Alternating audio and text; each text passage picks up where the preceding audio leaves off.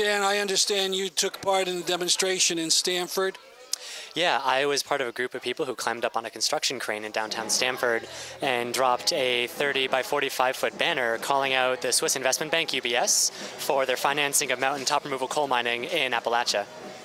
Now, first, what's it like to climb that crane? It looked in the pictures like it was 100 feet high. We estimated it might have been like 160 feet up. You know, after being, training and being prepared for it, it wasn't particularly scary. It was, a little exhilarating to be up there, but the focus was really on what we were there to do and to do it in as safe a way as possible. Are you a mountain climber? I have some experience doing different kinds of climbing. Okay. So you climbed up with another person with a very large banner? Yeah, we climbed up with a few people with a large banner. And got it on the arm and dropped the banner so that it was facing the headquarters of UBS. And, it was a fairly large banner, and it was a little windy that day. So myself and another person were actually hanging from the banner the whole time it was deployed to weight it down, which was also a way to, yeah. And I figure people looked out the window at this banner. I'm sure they did. Sooner rather than later, it seemed like the whole emergency responder corps of Stamford showed up. Police, EMS, the fire department. They blocked off a lot of streets around the construction site, but there was nothing they could really do.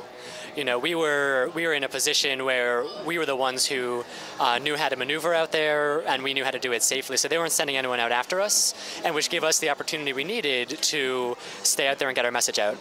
And what did the banner say? It said in no uncertain language, UBS, stop funding MTR, stop funding mountaintop removal, which was a direct communication to the UBS headquarters that if they're going to engage in dirty business, we're going to try to embarrass them in the public arena about it. Now, how did you get involved in this? Have you been down there? Have you seen it? Yes, I have. I've been to Appalachia a handful of times. I've been up on mountaintop removal coal mining sites, and it's unlike anything I'd ever seen before. Not being from the mountains, I couldn't actually tell what it was supposed to look like. I was in this what looked like this moon rock, the innards of this mountain that were totally bombed out. This was it was a road for these huge trucks to go up and down, and it was just. The scale was incomprehensible. The mindset went on for miles and miles and miles, but you couldn't tell from where you were standing. And did you see where they dumped what they consider waste? Yeah, I saw some valley fills. They were immense. Imagine two mountains and driving at the side of another one, looking at them with a big V-shaped blanket of earth and rock in between. It was like, it was a bad dream, right? There was this big earthwork playground that some giants had made, except it was really made with explosives and big digging machines and, for people to dig the coal deep out of the mountains. Now, I understand you've been involved in other kinds of action. You mentioned something in Pittsburgh or Pennsylvania? I am involved with groups who are interested in, fighting energy extraction in St. Louis, Missouri. So that's, where I went to college and where I'm based out of now. St. Louis is home to a number of coal companies, and we think that, if they're gonna blow up our Earth and try to wreck our climate anywhere, we need to stop them everywhere.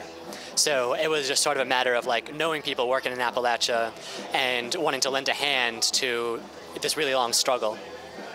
And part of it, I assume, is you're alarmed at the carbon dioxide and that's causing the global warming and such. Yeah, absolutely. There's a climate aspect to all of this. And what's really scary is that with some of the recent reports from the mainstream and farther out climate scientists I've heard, we're really on the verge of, if not past, significant tipping points. And so that's sometimes a really discouraging frame to think in, right? We're doing whatever we can to draw public attention to the kinds of destruction that that's leading to climate catastrophe. But on the other hand, we might already be well beyond what the Earth can support in terms of carbon in the atmosphere. So it's also important to remember that, as mining continues for energy, for fossil fuel energy, there are people who are being directly impacted at the site of production. Of course, the climate analysis piece is that it says that, you know, there are so many people everywhere else being affected too. It's just more reason to fight. Well, thank you very much. Thank you very much.